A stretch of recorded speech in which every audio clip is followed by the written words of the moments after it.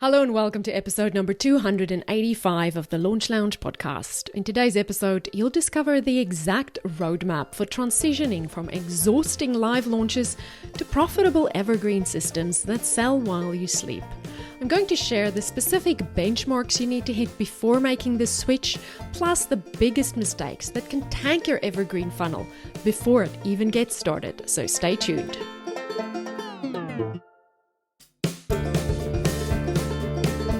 Hello, it is lovely for me to be here with you today. As always, thank you very much for listening. Today marks 1 year since I have been back in your ears, back on the air, as they say, since I started up the podcast again. If you've been following me for yonkers of years, like some of you have, I know some people in here have told me they've been listening since 2019 when I started the podcast. Back in the days when it was the Shine Show. So if you've been listening for a while, you know that I took a little break somewhere, started the break somewhere in 2023, I think, 2022, planning to just take a break. And it ended up being 2 years until I brought the podcast back. And I have spoken at length about what a big mistake it was for my business, for me to stop podcasting. It is truly a magical way to connect with you all, and it is truly a way to build relationships with the people who then we have conversations with and who we can then help and support and guide and offer our services to. So if you're thinking about starting a podcast, there might be something in the pipelines for you over here. I am delighted to be here with you 1 year later. That year has gone by so fast. I can't believe it. And I ended the last episode I recorded before I took a little break was 175, and today is 175, and today's 285. Episode 285. That is a large body of work. And I'll tell you the major benefit of having such a large body of work in this AI age is I can upload the transcript of every episode into Notebook LM, and Notebook LM can then create models for me based on the things that come out of my head, right? So us little humans, we are not always so good at optimizing our own thoughts. I have a million different thoughts and they're all tiny little bit scattered sometimes. But once you upload your content, once the things that come out of your head or that is in your head that comes out of your mouth, once that's recorded and you have a body of work like this, it is really easy to give that to AI and say, hey, tell me what I say. Tell me what patterns there are in the things that I'm always prescribing or always recommending, or what do I say about this topic, or what do I say about that topic?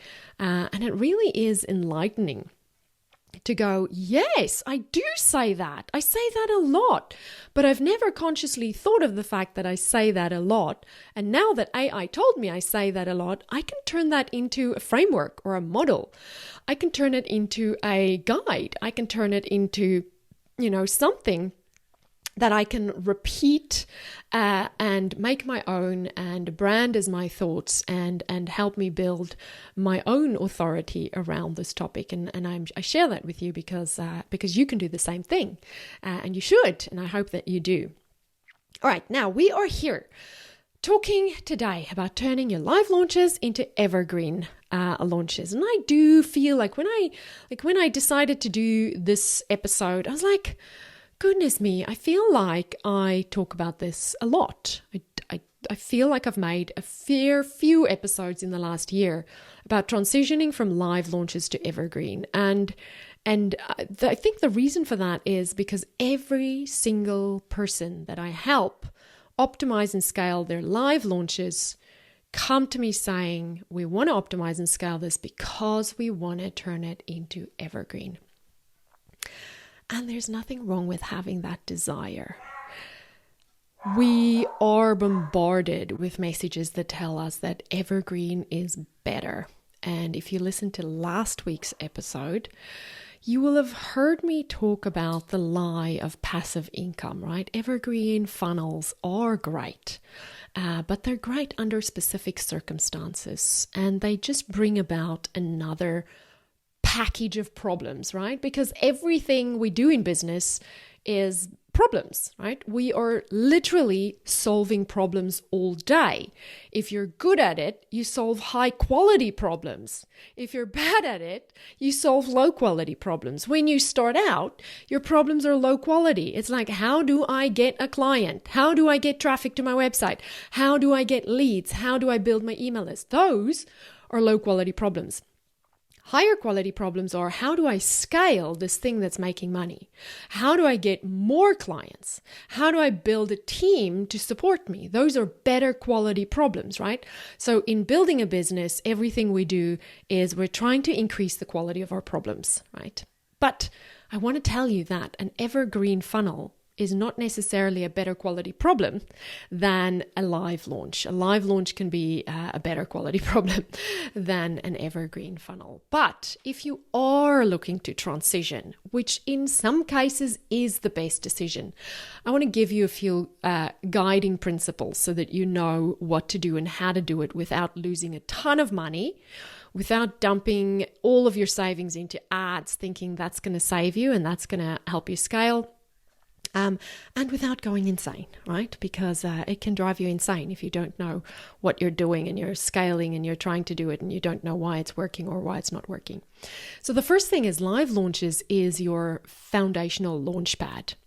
It is your initial testing ground, right? It is I literally want to call it the launch pad, right?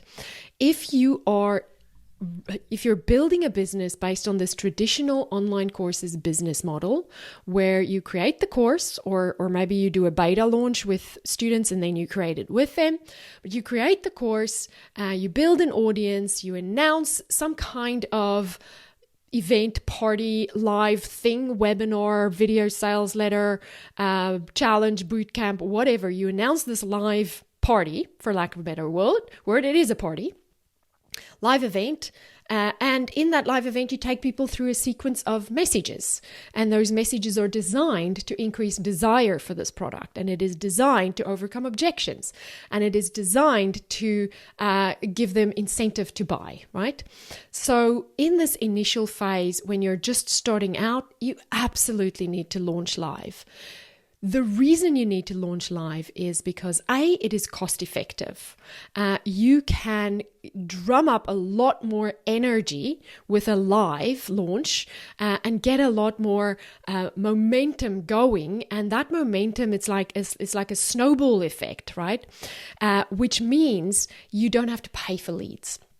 You don't have to pay to get as many people to that webinar because the momentum is helping you get more people to that launch. And the momentum is helping people show up. And there is this kind of collective energy that feeds into each other. So when you're just starting out, you absolutely need to use live launches to learn how to do the marketing, to get used to the structure of a launch and what you need to put into it, but also to be able to track the data and to be able to see which parts of your funnel needs optimization, and then to be able to survey the audience that goes through this and ask them, what are your pain points?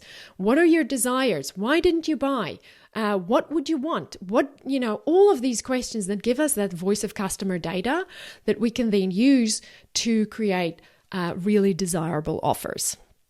So live launching is absolutely critical and it is absolutely necessary.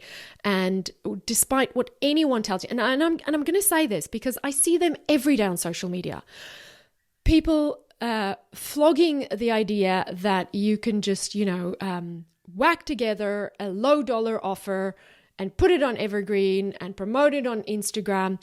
I am telling you now, I've been in this game for so long that I see those people come and I see them go. And then there's new ones and then they go. And then there's new ones and then they go. Nobody who flogged that idea 7 years ago is still around. They're not around because they found a tactic that worked really well, really quickly. And they taught a lot of people this tactic because it was working then. But then algorithms change and marketing change and economies change and the world change and people's trust levels go down and all sorts of things. And if you haven't established that groundwork, that foundation, where you have a relationship with your audience and you've used long game ways to build your audience, long game ways to understand how to make offers, then you are going to be one of those people who are here now and gone tomorrow.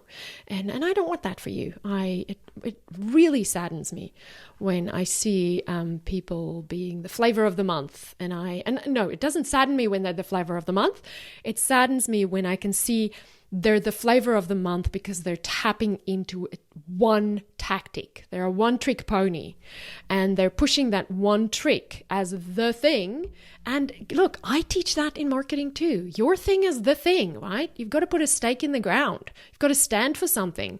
But if you're standing for one tactic, that tactic is not going to work for much longer, or it might work for a year or two, and then you're going to be so burnt out, and other shiny objects is going to distract you. All right.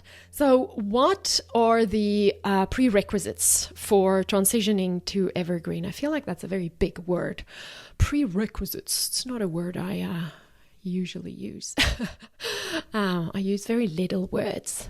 Right. You need evidence of conversion. You need to know that when you make an offer, people buy.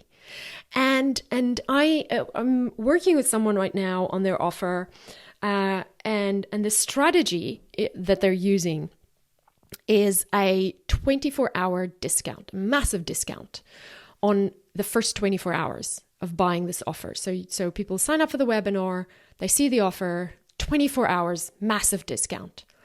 And then after the 24 hours, the cart is still open for 4 more days. Discount's gone away. Now, I want you to think about what that does for the psychology of the person who's just missed out on the 24-hour offer. There is nothing incentivizing them to buy now.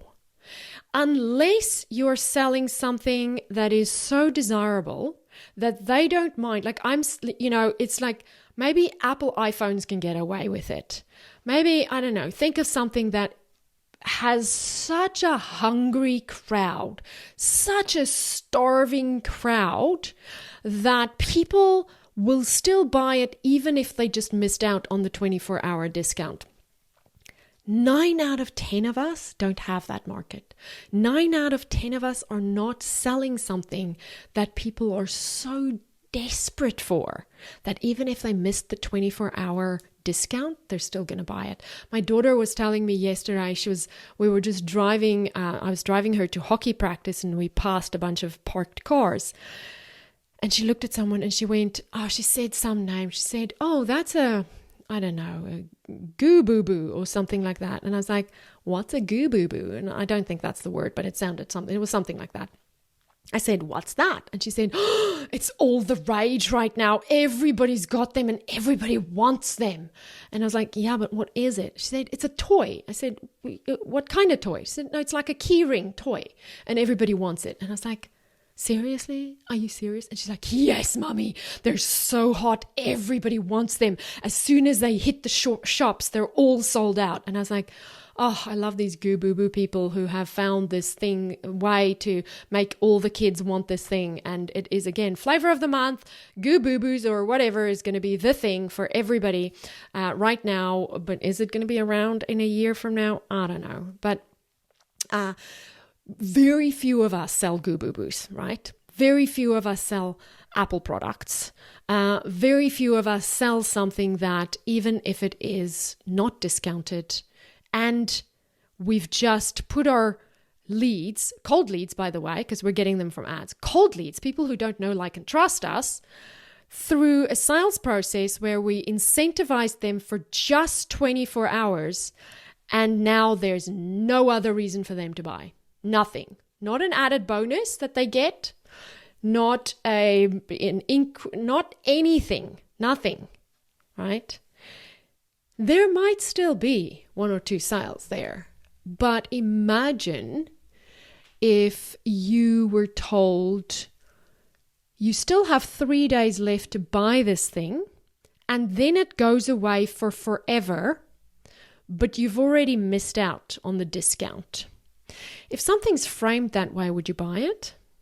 I don't think so. Yeah, I don't think so. So we need to be careful of these one trick ponies, right? One trick pony funnels. And live launches help us learn how to one trick pony our launches, because it shows us the how our offer converts. It gives us the data of every conversion point. It helps us understand whether, are we getting people to the webinar, but then they're not clicking to the sales page, or are we getting them to the webinar, but then they're not staying for the pitch, or are we getting them to the webinar and we're getting them to the sales page, but then the sales page isn't converting. Like, we've got to know which parts of our funnel is the problem, and we've got to know how to fix that. And we don't always figure that out. It's harder to get that feedback when you're doing Evergreen. All right. Now, scaling with Evergreen has a few realities that we need to keep in mind as well. Warm audiences and cold audiences do not behave the same way. Live launches are often warm audiences.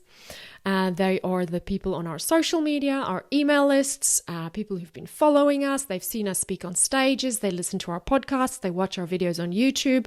They follow us on Instagram. And then we live launch with this energy, and they convert, and it's great. And then people come to me and they say, okay, look, I've got this launch. It converted. Let's turn it into Evergreen. And I go, yeah, but we don't know if complete strangers on the internet is going to behave the same way when they enter your funnel as people who know, like, and trust you and have been following you and is warm. And so if we go from a live launch and then we switch completely over to cold traffic, people who were sitting on their couch watching TV and then got, while they were scrolling, so their attention was already split. Then they saw your ad. They thought, oh, this, I'm going to sign up for this. Signed up for it, happened to show up the next day, but basically don't know you from a bar of soap. And now we're expecting them to behave the same way as someone who's been following you on Instagram for years or months or weeks. It's not the same, right? It's not the same. And so when you do transition to Evergreen, you have to understand that cold traffic behaves differently. And cold traffic hits plateaus as well. People get really weird. I'm going to say weird when they realize that their Evergreen funnels are only going to scale to a certain point. And they tend to then say, why are the ads not working? Why are the ads not getting us more people? Why can't we just throw more money at it and keep growing? But it's a little bit like expecting a tree to grow to the sky. Like, a tree doesn't grow to the sky, right? A tree grows to where it's kind of at capacity. And then that's where it sits. It's that S-curve of scaling that I've talked about in the $2 million problem. If you haven't listened to that episode, you should listen to the episode called The $2 Million Problem. So Evergreen funnels also hit a plateau. And at that point, they have to maintain profitability, right? They have to still be profitable. So it's important that you dial in all of those numbers.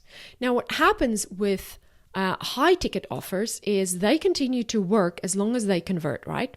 But then when they hit that plateau and the business owner doesn't have another offer, another step in their funnel, another high ticket offer, or maybe something else where they can take this customer that they've just purchased and increase the lifetime value of that customer. Increase the number of purchases per customer, the average purchase number per customer. If we don't have another way to do that, and this business owner is just relying on this one funnel for their entire income, which often happen with course creators because we're one-woman shows. We're just dudes who try to sell our knowledge online and it's working. We're not, corporations. We're not, big fancy builders of massive industries. We're just you and me at home building our online courses business. And I find that course creators don't think of the fact that when this thing is scaled, now you need to give people something else. Now you need to replace that, or not replace it. Now you need to add things to it. And that creates work for you again. And that puts you right back into that iteration phase, that testing phase that you were just relieved of getting out of when you put this thing on Evergreen. So now you're right back into it. But hopefully by this point, you've got some systems and processes in place. You've got some, you've got some templates for things. You've got some team members that can help you. And there's a bit less initial work for you to do. And the most important work that you can then do is this work of listening to your customer and understanding how to optimize the marketing and understanding how to dial in all of those numbers. A live launch where your return on ad spend comes out at 2 or 3 or 4 is not good enough to put on Evergreen. You need to optimize it more, because I'll tell you, when you get to that evergreen phase and suddenly your return on ad spend is on average 2, which means for every $1 you put in, you get $2 out. Now it might sound great, right? If I tell you I have a vending machine for you, you can put $2 in, $1 in and get $2 out. You'll put all your dollars in, right? But watching those numbers to average at 2 means you're going to have weeks where there's 0 sales, where you're going to spend thousands of dollars on ads and you're going to have 0 sales. And then you might have a week where there's more again. And then you might have a week where it's 1, where it's break even. It is anxiety ridden, right? It's anxiety ridden. So I try to teach my clients to look at it over a month-to-month basis, or you're making money on a month-to-month basis, not on a weekly basis, because it can be really nerve-wracking. But you want to make sure that you have a really fat, healthy return on ad spend in your live launch, so that when you put that thing on Evergreen, your ROAS is consistently above 3. Because that's where you're cruising. That's where you're like, okay, I'm making money, and I'm making money on autopilot, right? That's really nice. Here's what I want you to do right now. If you're live launching and you're ready to test the evergreen waters, go and look at your last launch numbers. What was your webinar show up rate? What was your video view rate? What percentage of people went from your challenge to your sales page, or your bootcamp to your sales page? And what did your sales page convert at? You need to be tracking all those numbers. You need to be tracking the right numbers. Your webinar show up rate has to be somewhere between 10 and 25%, if not more. We used to say the minimum was 25%, but that has changed post-COVID. So post-COVID, people are showing up live a little bit less. If a significant number of people are clicking through to your sales page, and if that sales page converts between 2 and 10%, then you might be ready to start testing Evergreen, right? That's a good sales page conversion rate. But if those numbers aren't there yet, don't worry. It just means that you get to perfect your live launch process a little bit more before you scale it with automation. And honestly, that's exactly where you want to be, because when you do flip that Evergreen switch, you'll be confident that it's going to work. Your freedom empire is built on systems that work, not systems that hope. So go check those numbers and then decide, are you ready to scale what's already converting? Or do you need one more live launch to nail your messaging or your offer or your webinar? On our next episode that comes out this Thursday, I'm going to share with you how not to hate showing up on social media. And I'm going to reveal to you how I've recently changed my Instagram strategy and my approach to social media, and I'm not hating it. And if you know me, you know I have always had a bit of a love-hate relationship with social media, but not anymore. So join me this Thursday for our upcoming episode, and come find out how I'm not hating social media anymore. See you then. Bye. Before you go, if today's episode helped you, imagine how many more lives could be transformed if other creators, coaches, and experts found these strategies too. Your shares and reviews help more course creators discover how to get their knowledge out into the world. Please take a moment to rate the show and leave a quick review. When you do, we get to reach more people and we make a bigger impact together. Because when more people who help people succeed, the world becomes a better place. Thank you.